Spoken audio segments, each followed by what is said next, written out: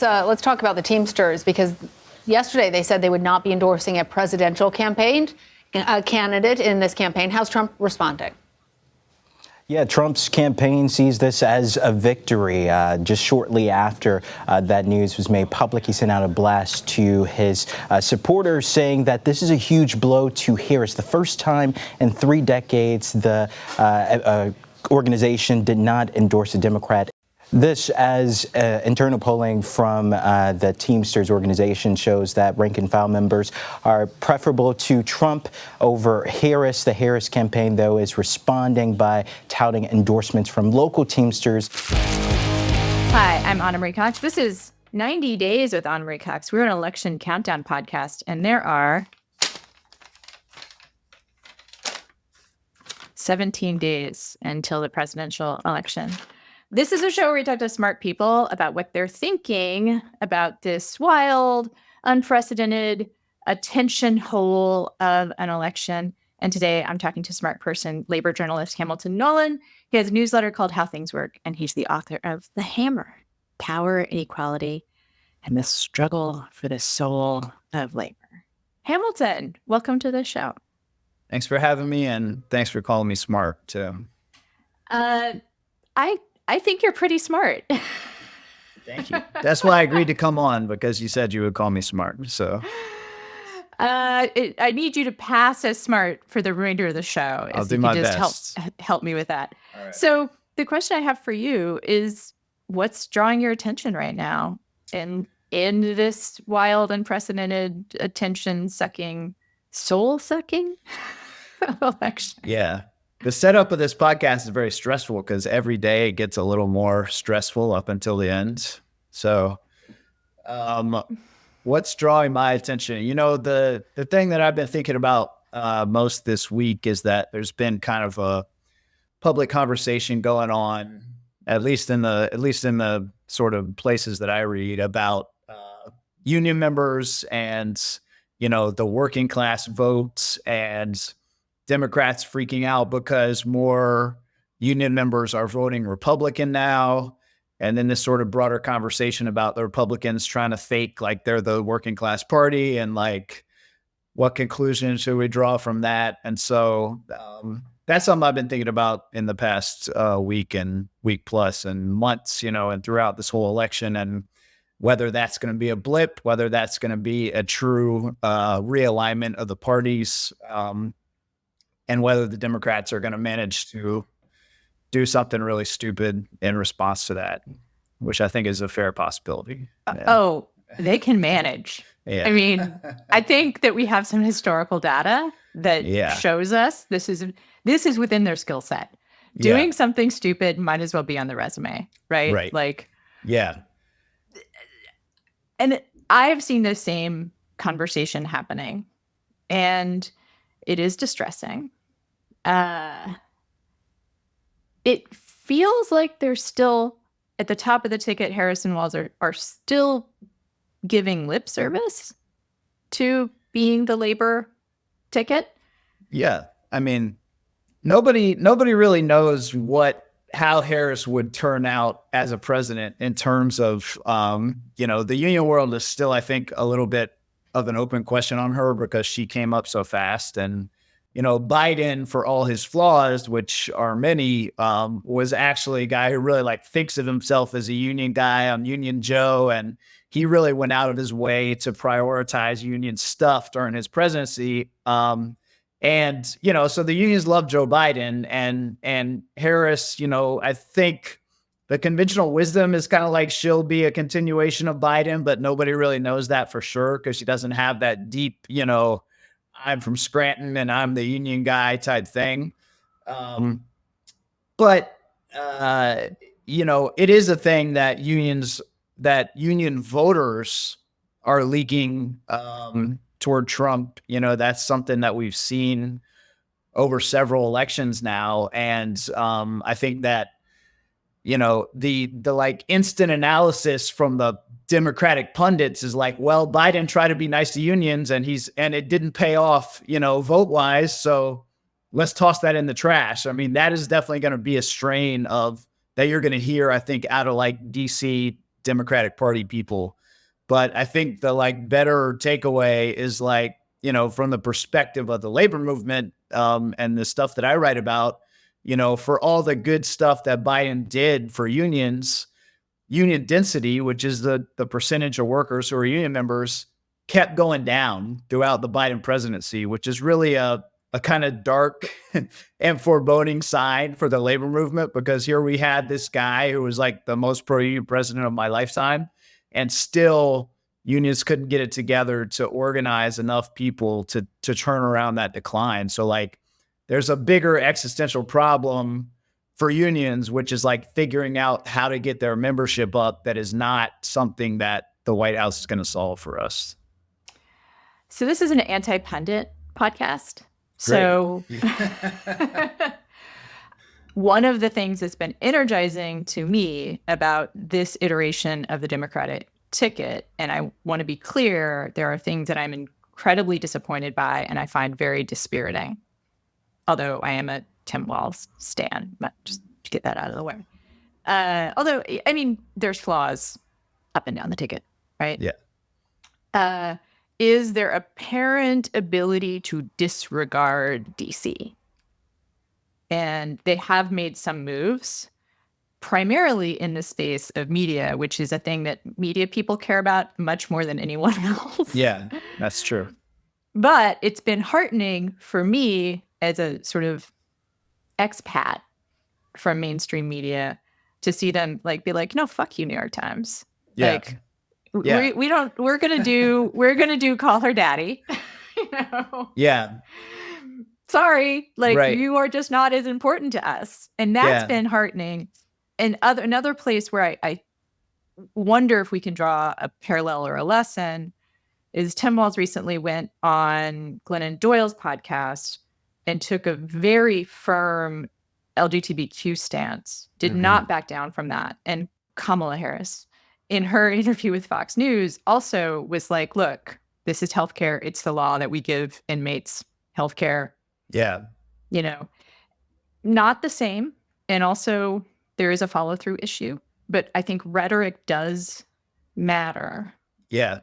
I mean, it is good to see them at least start to, you know, I feel like when you're running against Nazis, you have to, like, the triangulation doesn't work, right? The normal like democratic impulse to triangulate everything doesn't work when you're running against Nazis. You know, when you're running against Nazis, you got to be like, we're not Nazis and we're proud of it, you know, and the stuff that they're saying is bad. Like, so I think that, you know, this is broader than what you're talking about, but yeah, to be like, to not, you know, because you saw Colin Allred in Texas when Cruz was attacking him, you know, on trans, be like, hey, I'm not saying that, you know, boys should play with girls and all that stuff. Like, that's the wrong impulse, I think. You know, it's wrong morally, but it's also, I think, wrong politically, because they're so right-wing and insane at this point, and Trump and Vance are really Nazis. I mean, they really are. And, you know, you have to just draw a line and be like, that's not what we are. We are the opposite of that, you know? So if you want Nazis, you can vote for the Nazis, but we're the opposite of that. And so I do think, you know, I don't know if Harris has that impulse or not, you know, and I don't know how long Harris can resist the DC conventional wisdom stuff. Maybe, you know, because they never liked Harris in DC while she was vice president. So maybe she has a lot of resentments against them, and that will be to everybody else's benefit, you know, and Walz seems like he has that populist regular person thing, you know, and historically that doesn't always last once they get to DC, if they actually get elected, but I hope it does. I think rhetoric matters, especially in the non-Nazi position. I've been accused of having been resigning myself to a Trump victory. I think I'm just preparing myself. I like a lot of people who really had unwarranted faith in America in 2016. Like, I'm a little gun shy about assuming we'll do the right thing. Right? Probably a good reason. Yeah. However, I also feel like one of the messages of this podcast is the fight is not over either way. right? And I know this is something that you've talked about in your newsletter as well, is that you cannot assume a victory, even if the ticket that you would rather have win wins. That's not a victory for the side of justice. That just means we get to keep fighting and have a chance. Yeah. Right? I mean, I feel like I've written about this, I think mainly because just I feel like I talk to so many people, especially people who have maybe our kind of politics and people on the left and, progressive people who get so like disillusioned, for good reason, especially with Gaza. I mean, I spent 3 years covering Biden being like surprised by how good Biden was. I wasn't a Joe Biden fan 4 years ago, and then he got elected and he actually sort of made this decision to bring in a lot of progressives and to do all this good stuff on labor. And I was like, wow, Biden actually impressed me by being better than I thought.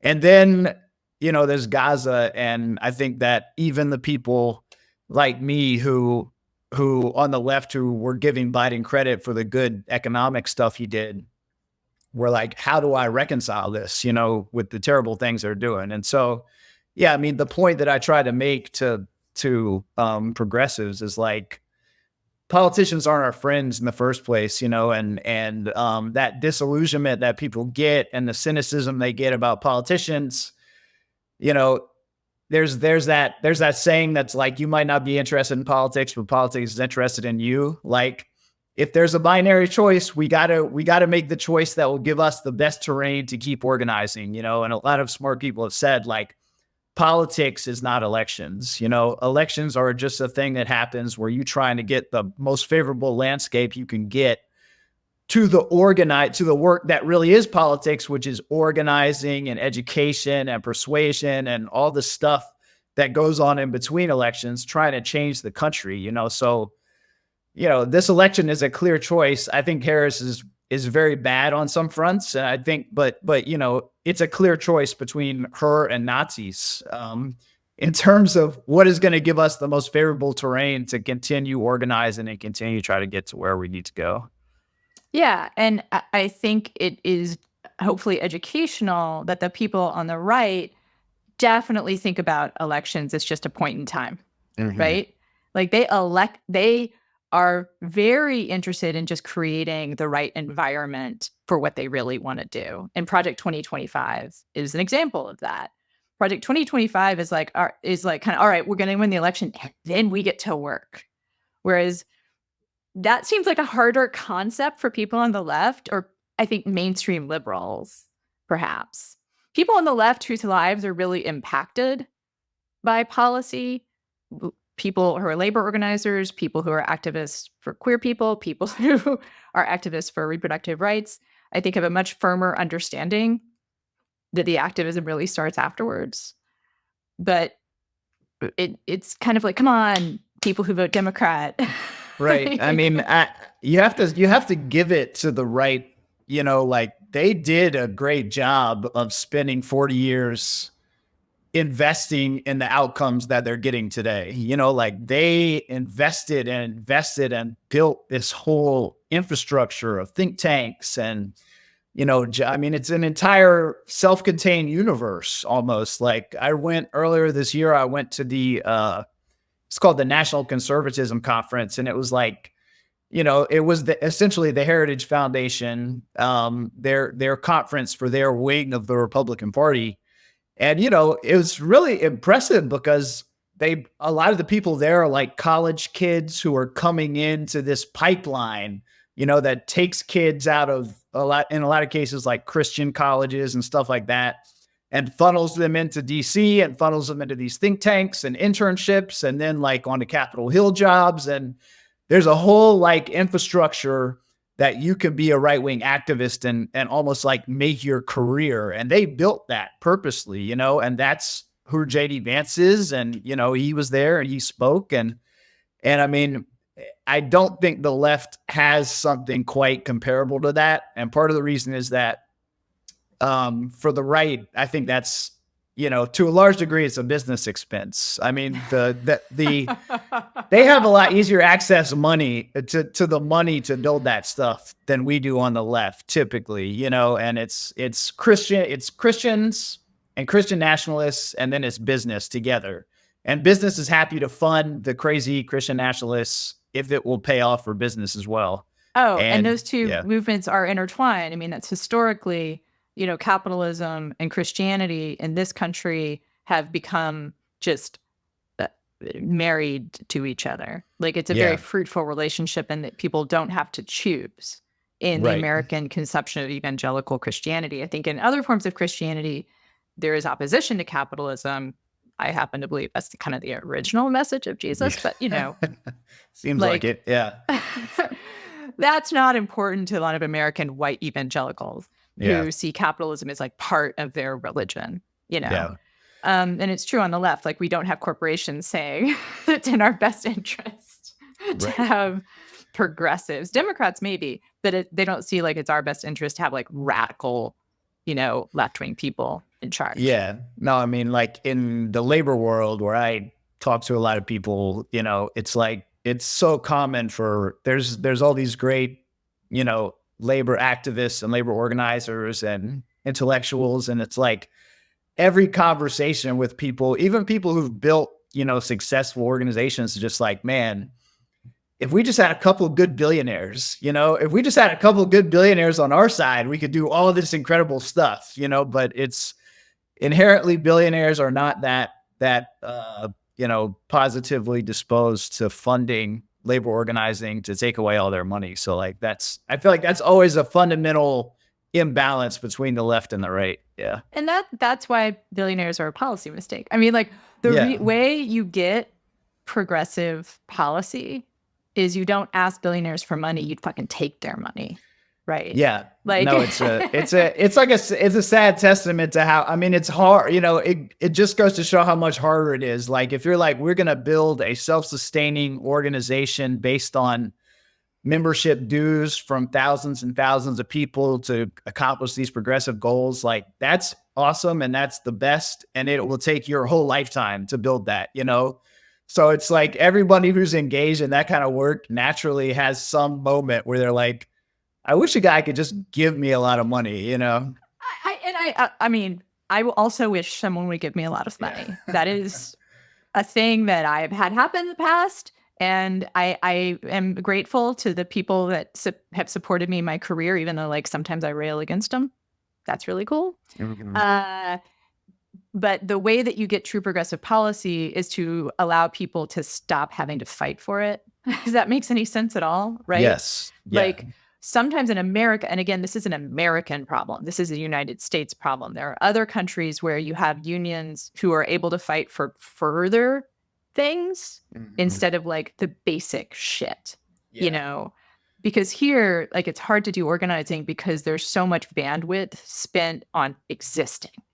Yeah, right. Exactly. And that's, the goal of the right wing brings that about and does that on purpose. I mean, one of the reasons why unions are so interesting to me as institutions is that, they are like, they have this model where they're self-sustaining, they're based on member dues, and they can do all this political action. They have the potential to be really strong political forces, but they sustain themselves on some level through self-interest, of the members. So it's not just going to people and be like, we're Greenpeace and it's important to save the whales and please give us money to do it. It's being like, this is good for you. We're going to improve your life. We're going to get you more money. We're going to get you a raise. We're going to get you better working conditions.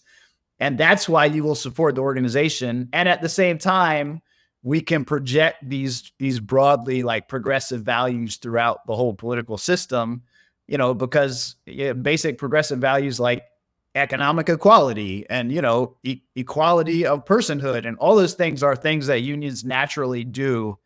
And so they kind of sit in a place where they can do this great, if they are well run, can do great progressive things without just being like charity organizations, But you gotta know what I mean? Like, what in an ideal world, what a union, like, we have policies like universal health care, like universal pre-K, like free lunches, like affirming care, like abortion access, where what unions do is push further. Right now, I feel like unions are forced to fight for scraps, Yeah. right? Like they're Right. forced to fight for really basic shit. And Yes. Right. Just to survive. No, it's true because the Republican Party essentially doesn't want unions to exist. I mean, that's the Right. baseline position of half of the American political system is to eradicate unions off the face of the earth. And every step they take is trying to accomplish that. So you're absolutely right. I mean, and particularly whenever we have a Republican president, it doesn't have to be Trump. It could be whoever people think the, reasonable Republicans are now. Like, that standard has eroded a lot. But, if Mitt Romney was president, he would still be trying to wipe out unions in the same exact way, because that is like a baseline plank of the Republican Party. So a lot of unions feel like they can never advance under Republican presidents. They just have to try to hang on for dear life. And then they're supposed to be advancing under Democratic presidents. But, as we said, like, even under Biden, they're still have not been able to turn around their decline. And the other thing, I mean, maybe I'm just sort of speaking out of a realization that unions, the point of, in my lifetime, I have seen youth opinion on unions change. Like, as a Gen Xer, I grew up with kind of like this idea that unions were just kind of scummy, like corrupt. And I don't think I thought about it very much until I got to college and grad school. Then unionizing suddenly became a very important part of my life as a grad student. It's one of the reasons I left grad school, to be honest. Like, I didn't want to have to fight for scraps. I didn't want to be a TA, I feel like one of the things that's changed is a recognition that when unions succeed, it makes everyone's life better. That it is not self-interested. I mean, you're talking about they're self-sustaining, and there is amount of self-interest in getting people to join. When you do a union, when you do organizing in a non-union, industry, the argument you make is you personally will have a better life. So let's do this. But I think for people that work in organizations where unions are kind of a more outside possibility, I don't think there's no such thing as a field that couldn't be unionized. Yeah, no, it's true. I mean, I think that like American capitalism doesn't work without strong unions. I mean, it really doesn't. And that, for at least a period of several decades in like the golden age of the 20th century, the baby boom years and all that, we had strong unions and we had all this shared prosperity, and the wealth of America got shared around, and everybody was kind of like, this is how America works. It's fine. And they took the union aspect of that for granted, because it's not just when unions are strong enough, even non-union members get benefits, because it equalizes entire industries. So like, as unions have eroded over the second half of the 20th century and up to now, that's when we start to see the crazy inequality crisis that we have now, when you have Elon Musk and Jeff Bezos and people with hundreds of billions of dollars, and wages that stagnate for decades. And it's like, yeah, I think when unions were strong, it was easy to take them for granted, and they're just sort of like another institution. But when unions collapse, it's almost like the rule of law collapsing. It's like, I like to be like, fuck the police, and we're so cool. Like, the law is so stupid. But if there was no rule of law and people were just hitting you on the head and taking your stuff, you'd be like, wow, man, maybe laws are important in a certain way. And I feel like the collapse of unions is a little bit like that, where unions have gotten weak and the rich have gotten so strong that now, like you said, people are coming back to that point of being like, oh yeah, this stuff is important. Like, when unions agitate for higher minimum wage, yeah, it works for everyone. Like, right. That's just great, And when when rich people suppress unions, everyone's working conditions get worse. Everyone's. Yeah. Right. Like, it's a race to the bottom for how badly you can treat workers. Unions can create can create a floor Right. that supports everyone. Do you want to get back to the election? I don't particularly want to, but I kind of feel like it would be, there's a segue here if you want to make it. Yes, hit the segue. Which is getting back to this idea, like, is it a mistake? Like we're anti-pundit, but might as well like make a positive argument here, which is I don't think it's a mistake personally to go after union support, the Democrats to go after union support. The fact that it's not necessarily going to work isn't the point.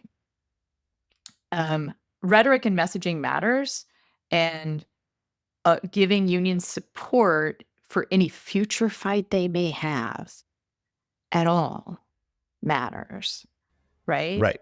Yes, I think you're exactly right. And it's like, the point of supporting unions, the point of Democrats supporting unions is not for them to get more union votes. That's not the goal. That might be an outcome, but like the goal is to support the things that unions do, which is like those progressive goals that people talk about are exactly what unions do. So yes, I mean, I think that's clear, but I am afraid that when I think about what I know about how DC operates and how, the interaction between like the pundit class of DC and the economic advisor class of DC and the type of people that end up working in White House administrations, conventional wisdom is a powerful thing. So there is like you can trace these ideas from like the pundit class into the White House a lot of times. And I'm afraid that if people after this election, even if Harris wins, if a lot of the Democratic pundit class looks at, the union vote and they look at this shift that's been going on for a while of like working class, non-college voters shifting into the Republican Party, their instinct might be to just cut those people loose, which is the opposite of what we should do. I think this is one reason it's really important to run up the score on a popular vote. If you are... Well, it is. Like, I think, if you are in Texas, like I am, or if you're in a totally safe, if you're in New York, if you feel like you're in a safe state and therefore, I don't know, if you're in DC, for God's sakes, like it is important to run up the score so that you rob pundits of a certain amount of authority in analyzing the vote. Because if the popular vote can be big enough, it's going to be very hard for people to argue that Harris did the wrong thing. Yeah, I think that's true. And I also think that it's, it makes me insane that the Electoral College never becomes a sustainable political issue at starting on the day after the election. It's like, oh my God, every election season, people are like, oh my gosh, we could lose the presidency and still win by 10, win the popular vote by 10 million. And that's pretty screwed up. And then as soon as the election passes, it goes to the bottom of the priority list. And like at some point, we need to make getting rid of the Electoral College into a sustainable political issue that somebody will actually spend some political capital on. Because it's insane that we do this every 4 years, and have seen it twice, in recent memory, like somebody getting elected president who lost the popular vote. It's an insane way to run a country. But I feel like part of the, the reason it persists is that there's never really a sustained push post-election to keep it elevated as a political issue.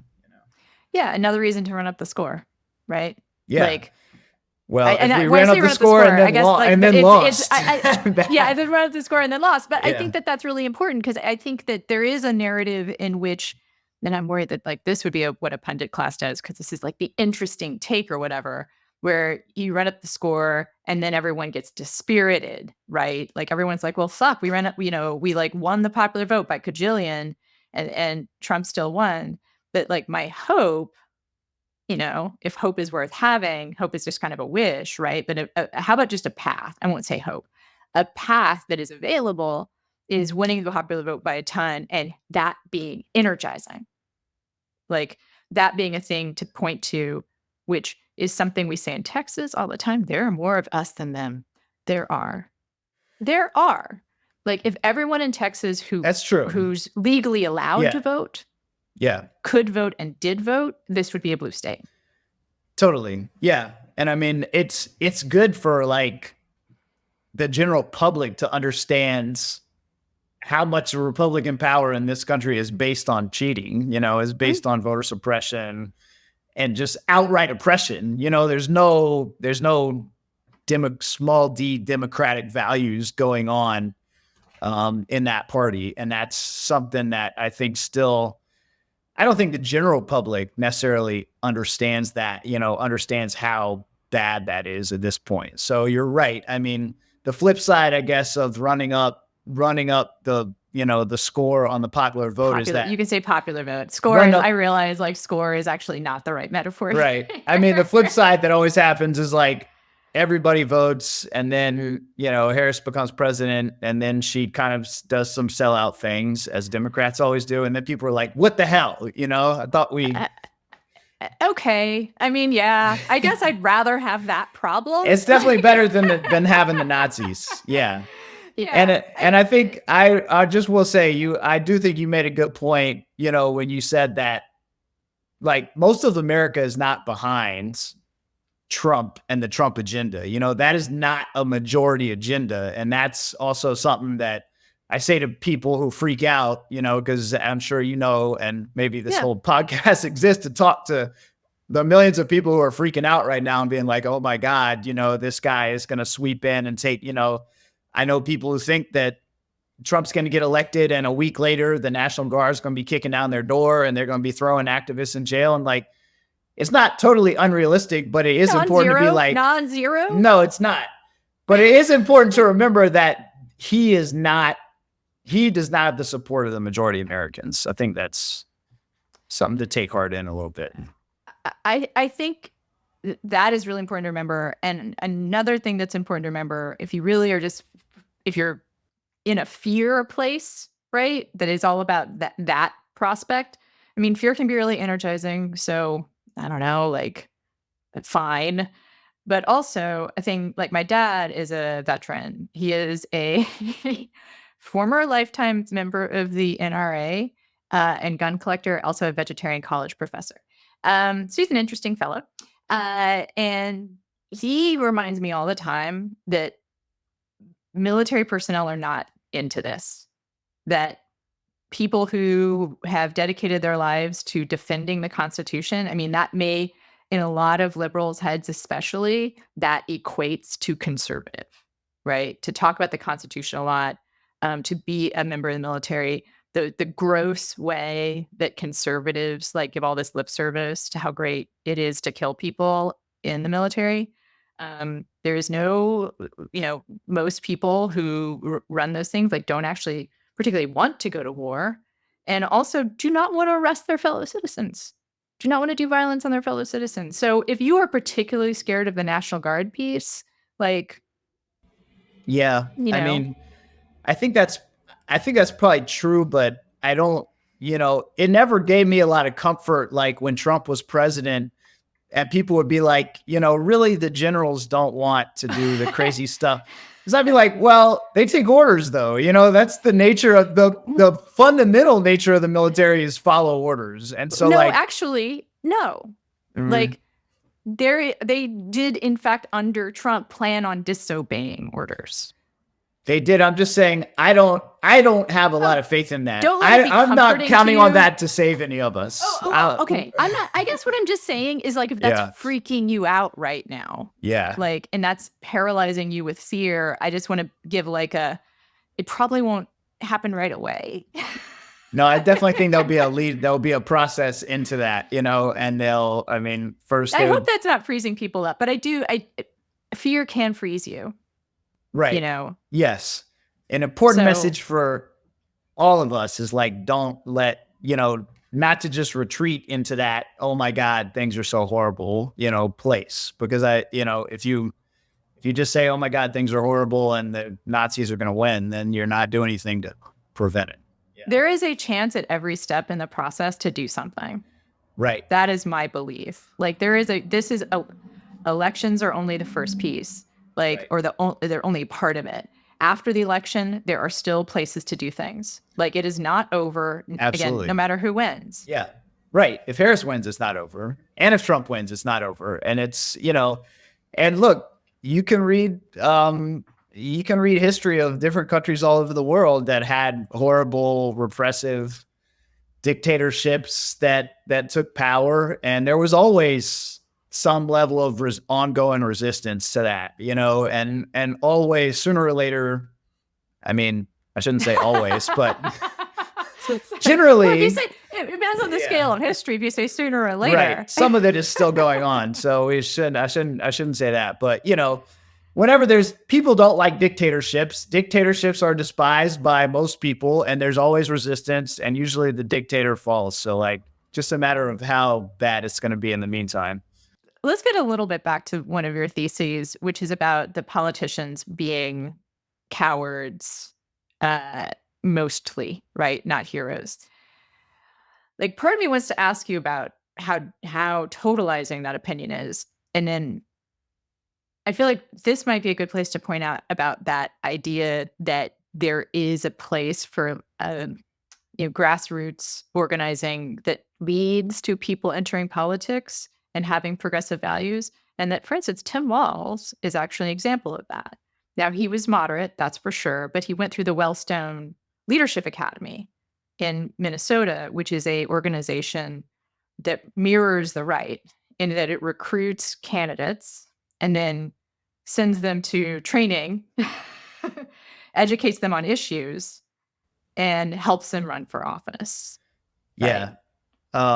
Yeah. I mean, I wrote a piece that was basically don't think of politicians as our heroes and then get so disappointed when they fall. Think of it more as some of them are your enemies who are out to do the opposite of what you want. And then the other ones are cowards who are people that you can push to do the right things, but you shouldn't think of them as your heroes. Think of them as cowardly people who can be pushed. I take your point, and I think that that vision that I put forward is it applies more to national politics and the federal government and Congress and the White House, and less on the local and state levels, because there are good people who are in politics. There's no question about it. I mean, and even in Congress, I think Rashida Tlaib is probably my favorite politician in America, and I think she's genuinely trying to do the good things. So there are people like that, and you can't deny that. They have an uphill battle, but they do exist. And also, like you said, especially again, from the labor movement perspective, one of the great things that smart unions do is train union members to go into politics. So in my book, I wrote a chapter about the Culinary Union in Las Vegas, which is a really strong political force in Nevada. And there are tons of former culinary union members who have gone into state and local politics in Nevada and in the city of Las Vegas and stuff like that. And, it's a great way to expand the power of the working class like that. So I don't want to sound so cynical as if as soon as somebody goes into politics, they're a piece of shit. No. And Tim Walz got elevated to the national level. That's kind of my point. Is right. That yeah, the more people you create, yes, to be successful local and state politicians, yeah, the more hard it is, the more difficult it is to find people to run for office at a national level. Yes. If you just flood the zone, I'm having all these sports metaphors. If you flood the zone with truly progressive politicians at the local and state level, that's who you have to choose from. Yeah. The only counterpoint I think is that I think once you get depress me. Go ahead, Hamilton. Just make me feel bad. I just think once you get to the level of running for president, the forces that surround, the act of running for president is you can only be so righteous and get elected president of the United States of America. Bernie Sanders could not get elected president. I mean, I think that there are under the political system we have, you have to make compromises that I would say are morally bad in order to become president. It's true. I don't think you're the head of the military. You're the head of the American empire. There are things that you have to do that are morally disgusting to me in order to be in the White House. And even the best people have to make those compromises or else they're not going to have that seat. I agree. Yeah. What you do is you keep eliminating the options to make bad decisions, right? Like, you keep making it harder and harder for people at the top to say they want to do what are genuinely unpopular things. Yes. Like, let's emphasize that, right? Yes. But some of the Like- bad things are popular. Well, okay. And that's why you continue to do education and community building at the Right. grassroots level. I mean, like, I feel like it is a luxury to take the long view, but at the same time, you have to take the long view or you're just keel over.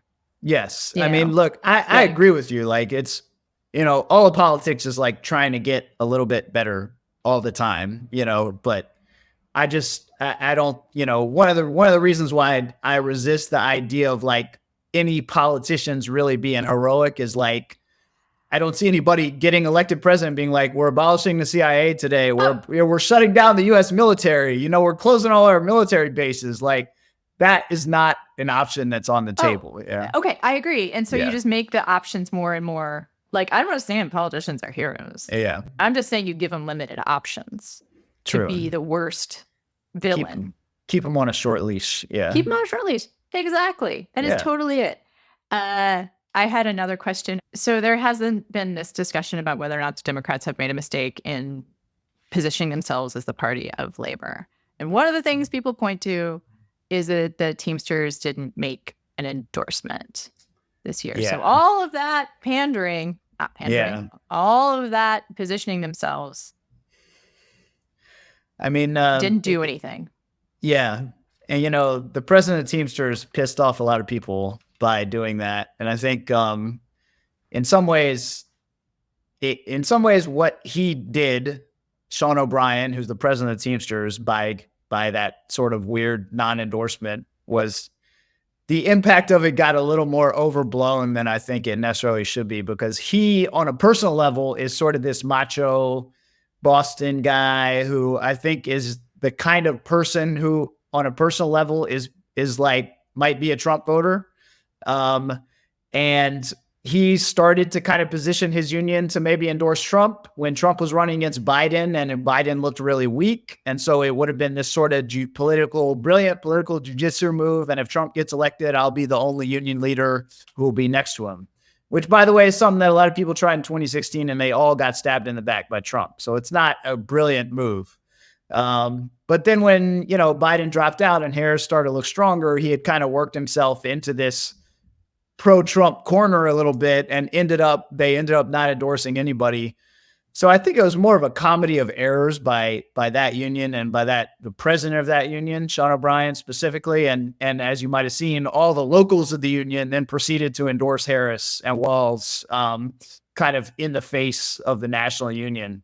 So I think people should not be too worried about that or see that as the start of a trend. I think it was more of one guy doing stupid things, and it was an example of the fact that some people for some reason still think that you can get close to Donald Trump and that will benefit you and you won't get stabbed in the back, which is definitely not true. I wanted to get back to like the what if we lose and what if things get really bad. So we did the thing where you try to depress me. Now I'm just going to get right down in the bottom in the darkness with you. Great. Yeah. Which is the idea that things could go super wrong. Your point is that people don't like dictators. How long I don't know. I guess I was don't trying wanna to sound make you- optimistic there, but yeah. I guess what I'm doing is like, okay, like, should we steal ourselves? Like, I don't know. Like, I don't even know quite how to formulate this question, because I'm really focused on all of the things that are available to fight for no matter who wins. Mhm. And I think like one of those things for me is to continue to create bandwidth for people who are struggling at the level of your community. Mhm. Right? Like, I participate in the free fridge program here in Austin, Yeah. which you probably like this kind of thing too. It's completely community based. You drop off food at a fridge on someone's private property. Yeah. And it's just like, you can take leftovers. Like Yeah. they do ask that you put the leftovers like in a Tupperware and like label it and stuff. You're not just like throwing Yeah. a sack of meat in there. But the design of it is mutual aid. Anyone can come and take something. You don't have to have a certain income, you know? And the reason I do that is because for me, it's like maybe if I provide a sandwich to someone who's hungry, they'll have the emotional, intellectual, spiritual bandwidth to do something later Yeah. that might help. Right. Yeah. Now, that's a tiny little example. But Totally. I think that's the kind of thing that I'm going to be thinking the most about if the worst happens. Yeah, I mean, mutual aid stuff is always going to be worthwhile, even if you live in a dictatorship. It's good to, house the homeless and feed the hungry and all that does stuff. that seem lame? Am I being lame? I don't think it's lame. I mean, I think if you think about the like negative possibilities of what could happen after the election, and I have spent a lot of time trying to be optimistic today, but it's very possible that like, okay, Trump wins, they do this mass deportation program of immigrants, for example, and they are kicking down the doors of millions of immigrants to this country and trying to deport people. And, stuff like that. I think it is going to get into more of like direct action, which is a little bit what you're talking about, Yeah. So it's like, there's the friendly version of, mutual aid and all that stuff. And then there's like, what the Underground Railroad was. I mean, it's direct action to resist horrible things that a fascist government is doing. And it's also possible that if Trump gets elected, they really do carry out voter repression on a bigger scale and, start to break the electoral system much more than it's broken now into a point where they're trying to install themselves in a more or less permanent state of power. And I don't think that's impossible. And, if that happens, then again, it's like all the political action has to go outside of the electoral system where it is now. It has to go in the streets and has to go underground. It has to go through mutual aid networks and all that stuff. So yeah, I think that stuff it's important on a human level because it's good. And it's also, in a way, you're like building the networks that one day could be the networks that need to get activated to do the political action, And I think there's a tendency by people who haven't been involved in activism necessarily, who do see, oh my gosh, Trump is a threat to democracy, which he is. And they go on down the road of like, I'm going to house people. I'm going to drive women to get abortions. Like I'm going to do the stuff that's like, sounds really heroic. And it is. Yes, that is heroic. But I think that starts with free fridge, that starts with harm reduction, that starts with walking out, that starts with giving someone $5 who's asking for money. That starts with like putting yourself in those networks that already exist. And so if you're really serious, like if you are serious and you're like, I want to be a part of the Underground Railroad that happens under Trump, like go find a place to do something incredibly small now. Totally. It's very good advice, and that's anybody who's done any kind of organizing, knows that is true. It's not like you swooping in from outside being like, I'm Batman and I'm here to save everybody. It's being like tapping into what you already have, your family, your friends, the groups that you're already involved in and stuff like that. And, not that I'm not personally a good organizer, but I agree with what you're saying. It's people like you, actually, and people like me. Like, I'm not a good organizer either. I fucking hate people. Like, I think writers in general, yeah, we're too antisocial to really be good organizers. But however, like that's one of the reasons why I keep on time with the free fridge. But it is a really good program. It is a really good like baby step, and also so is like the kind of harm reduction stuff that is literally like I volunteered to go carry a pallet of water. Like, because it just came up. They have like, places like this will have like Google Docs that they put online. There's no commitment. Just like they'll hand you a pallet of water and then they trust you to go hand it out. Yeah. Like, it is really that simple. All right. I feel like we've had a good kind of like up and down conversation in terms of like ping-ponging between up and down and ping-pong. My metaphors are all over the place today. Between hope and doom. Yeah. Sure. Do you have any final thoughts? My only final thought is,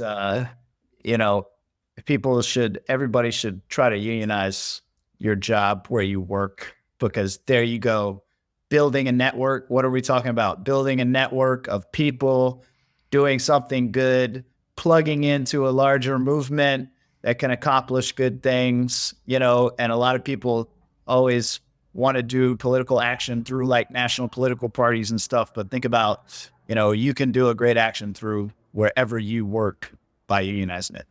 Yeah, buy union, like support unions in whatever way you can. I do. That's another like baby step kind of thing. Yeah, for sure. I'll mention it again from what I've seen in climate organizing, which is, it is good. Like personal stuff is not going to necessarily change everything. Like recycling, it can't, if it's all about recycling, then that puts all of the onus on the individual. And that's not great. But if you can see what you're doing in the scope of collective action, if and the best example is Naomi, who's the good one? The good Naomi? Klein. I think. Yeah. Yes. Yeah. Not the evil doppelganger one. problem. Right. She made it worse. If you think about World War II, like everyone, you had a victory garden and you saw the government doing stuff, right? Mm-hmm. Like you did scrap collection and you saw like people out there fucking fighting Nazis. Yeah. So there is a way, if you can just put it in your head, that this is all part of a larger project. Right. I think it is. We're just talking about building communities. Yeah. And yes, organize. Okay. Be nice to people. Yeah. Be nice. Sure. I think that counts too. Like I was talking to somebody who lost someone recently and was like, I don't know what to do. And this kind of a downer, but I was like, sometimes like letting someone ahead of you in traffic is like the thing you can do. That's right. Yeah. Then it all counts. It all counts. All right. On that note, yes. I've been talking to labor journalist Hamilton Nolan, whose newsletter is How Things Work. He is the author of The Hammer, Power, Equality, and the Struggle for the Soul of Labor. This is 90 Days with Ana Marie Cox. We have 17 days to the election. Early voting started in Texas today. Starts all over the place. Please check your registration. There's still time to register in some places.